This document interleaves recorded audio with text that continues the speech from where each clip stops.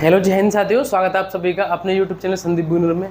देखिए, आप सभी को पता है, एक तो हमारा यूपी कांस्टेबल का री एग्जाम होना है, दूसरा हमारे उत्तर प्रदेश में एक नई परीक्षा नीति आई, तो उसको लेकर के कुछ डाउट हैं आपके, वो क्लियर करेंगे। और जो सबसे बड़ा डाउट है वो कांस्टेबल वाली भर्ती पर है, इसका कितना बड़ा असर पड़ेगा, इसके जो कितने ऐसे पॉइंट हैं जो इस पर लागू होंगे इस बार जो आपका री एग्जाम होगा, तो उसके ऊपर बात करेंगे। दूसरी जो आपकी नई भर्ती है उसके ऊपर बात करेंगे, ठीक है।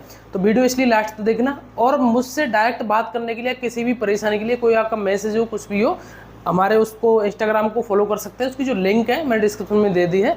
कोई भी बात हो मुझे डीएम करें, वहाँ पर फॉलो करें, और मुझे कोई भी आपकी परेशानी वहाँ पर बता सकते हैं, ठीक है। वीडियो आपको लास्ट तक देखना है। देखिए, सबसे पहले तो हम जो बात कर रहे हैं ना, हम बात करेंगे सबसे पहले उत्तर प्रदेश की जो नई परीक्षा नीति आई है ना। सबसे पहले तो ये परीक्षा नीति की आवश्यकता क्यों पड़ी। इस परीक्षा नीति की आवश्यकता पड़ी, आप सभी को पता है कि जो इस टाइम पर जो सबसे मामला ट्रेंडिंग में ये चल रहा है कि पेपर लीक वाला, कहीं भी देख रहे हैं पेपर लीक हो जा रहा है। हालांकि कोई भी गवर्नमेंट नहीं चाहती है कि उसका जो एग्जाम है वो लीक हो, लेकिन फिर भी कुछ ऐसे अपवाद होते हैं, वो कहीं ना कहीं से कुछ ना कुछ कर ही देते हैं। तो उसके लिए अब इसमें सबसे पहले तो इसके कुछ पॉइंट हैं, इस परीक्षा नीति के कुछ खास पॉइंट क्या हैं जो आपके सेंटर बनेंगे। नोट है स्पेशल, ये इसके लिए कांस्टेबल वाले के लिए बात नहीं चल रही, ऑल ओवर जो आपके एग्जाम होंगे ना यूपी में, उस सभी के लिए बात है। सबसे पहला पॉइंट तो ये है कि इसके जो भी आपके सेंटर बनेंगे किलोमीटर की दूरी पे होंगे। वो किससे 10 किलोमीटर की दूरी पे होंगे, जो आपके रेलवे स्टेशन और बस स्टैंड है उससे 10 किलोमीटर की दूरी पे बनेंगे आपके जितने भी परीक्षा केंद्र है, ठीक है। दूसरी बात, अगर किसी भी परीक्षा में 4 लाख से ज्यादा अभ्यर्थी शामिल होते हैं तो उसमें जो पाली है वो 2 पालियों में उसका पेपर होगा, ठीक है। यानी कि 2 पालियों में उसका पेपर होगा, यानी कि 2 शिफ्टों में पेपर होगा, ठीक है। और तीसरी बात ये है कि पहली बात तो ये है कि ये जो क्राइटेरिया है ना, ये वाला, ये पीसीएस पर लागू नहीं होगा। जो आपको पता है कि जो सिविल सर्विस का एग्जाम है यूपीसीएस का, उस पर ये लागू नहीं होगा। और तीसरी बात ये है कि जो कि सबसे बड़ी खास बात है कि प्रत्येक जो एग्जाम होता था उसे अब तक एक ही कंपनी एग्जाम कराती थी, यानी कि एक कंपनी को एग्जाम वो टेंडर दे दिया, जैसे आपको यूपी पुलिस कांस्टेबल को मिला था तो वही कराएगी। अब क्या होगा कि अब 4 कंपनी रहेंगी, ठीक है, 4 कंपनी रहेंगी, और चारों कंपनी को अलग अलग काम होगा। एक कंपनी ऐसी होगी जो सिर्फ एग्जाम प्रिंट कर रही है, एक कंपनी ऐसी होगी जो दूसरी चीज संभाल रही है आपके एग्जाम की, तीसरी कंपनी कुछ और संभालेगी। इस तरीके से आपकी 4 कंपनियों को, इसमें जो सबसे ज्यादा पॉइंट है, वो है कि आपके जो एग्जाम संबंधित जो अधिकारी होंगे, कंपनी वाले जो अधिकारी हैं, उनसे संपर्क बनाए रखेंगे, पुलिस से संपर्क बनाए रखेंगे, और भी कुछ चीज़ें जो जरूरी चीज़ें थी मैंने आपको यहाँ बता दी। अब जो मुख्य बात है आपकी परेशानी की वो ये है कि भैया यूपी पुलिस कांस्टेबल का जो री एग्जाम होगा उस पर इसका कितना असर होगा। यानी कि अगर हम कुल मिलाकर के बात कहें तो ये जो एग्जाम है, क्या इसमें भी 4 कंपनी हो सकती हैं, क्या इसमें भी 2 शिफ्ट से ज़्यादा, यानी कि जो 4 लाख वाला सिस्टम इस पर लागू हो। तो देखिए, एक बात मैं बता दूं कि इस पर किसी भी तरीके से आपके जो ये नई नीति बनी है इस पर लागू नहीं होगा। हालांकि देखिए, आपके और मेरे कहने से कुछ भी नहीं हो सकता। अगर गवर्नमेंट ने चाह लिया कि इस पर लागू करना है तो वो कर देंगे, लेकिन कुछ एक चीज़ें सोचने वाली बात है। आप भी सोचिए कि अगर इसमें जो 4 लाख से ज़्यादा पर ये 2 पालियों में पेपर करा रहे हैं, तो यहाँ तो भैया लगभग 50 लाख के आसपास फॉर्म है, तो यहाँ कितनी पालियों में पेपर कराने पड़ेंगे।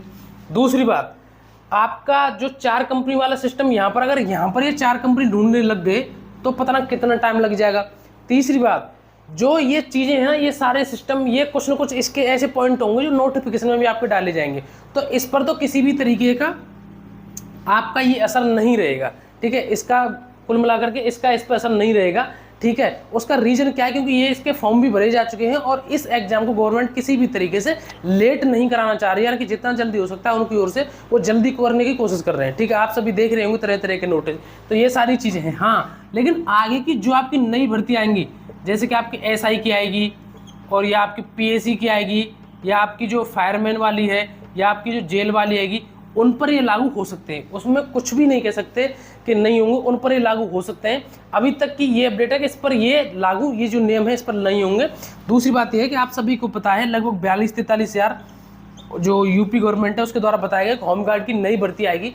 किसी भी पद को, किसी भी नौकरी को किसी भी चीज़ से तुलना नहीं करें, ना किसी को किसी से कम आंकें। आप सभी को पता है, कोई अगर आपके पास कोई होमगार्ड हो ना, तो उससे पूछ के देखना कि उनकी सैलरी कितनी है, ठीक है। उनकी पूछ के देखना कि उनकी सैलरी कितनी है, घर से ड्यूटी कर रहे हैं और किसी एक कांस्टेबल से कम नहीं पड़ रहे हैं वो सैलरी में, ठीक है। तो किसी भी चीज़ को आंकना हो। दूसरी बात, अगर आप इसमें सेलेक्ट भी हो जाते हैं ना, तो आपको 2-3 साल बाद इसमें यू पुलिस की भर्ती जो आएगी ना, 3 साल बाद जो आपकी यू पुलिस की भर्ती आएगी, 3 साल की सर्विस के बाद इसमें आपको फायदे मिलते हैं। जो कि सबसे बड़ा फायदा है कि आपकी इसकी बहुत अलग से इसका कोटा रहता है, इसकी अलग से बहुत कट ऑफ कम जाती है, ठीक है।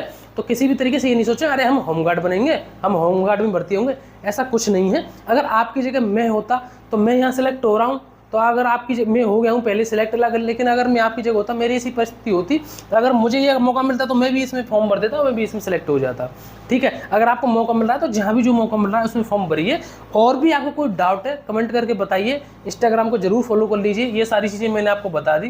कांस्टेबल का एग्जाम की रही बात को कंपनी वाली बात, तो देखिए मैं अभी आपको वैसे ही खामखा अपनी हवाई बातों के लिए फेंक दूं, अभी तक ऐसी मेरे पास तो कोई अपडेट है नहीं कि कंपनी का क्या चल रहा है, कि कंपनी कोई दूसरी उन्होंने पहले से नियुक्त कर ली है या अब दूसरी करेंगे अभी, या अभी और टाइम लगेगा। जैसी कोई अपडेट आ गई मैं आपको टाइम से बता दूँ, क्योंकि जब तक मेरे पास कोई खबर नहीं आती है तो मैं वैसी हवाई बातें करना पसंद ज़्यादा इतना करता नहीं हूँ, ठीक है। और भी कोई अपडेट होगी मैं आपको टाइम से बता दूंगा। आप सभी मेरे अपने ही प्यारे भाई बहन अगर मुझसे यूट्यूब से के द्वारा जुड़े हुए हैं, तो इसलिए आपको कोई डाउट रहता है कमेंट करके जरूर बताएं।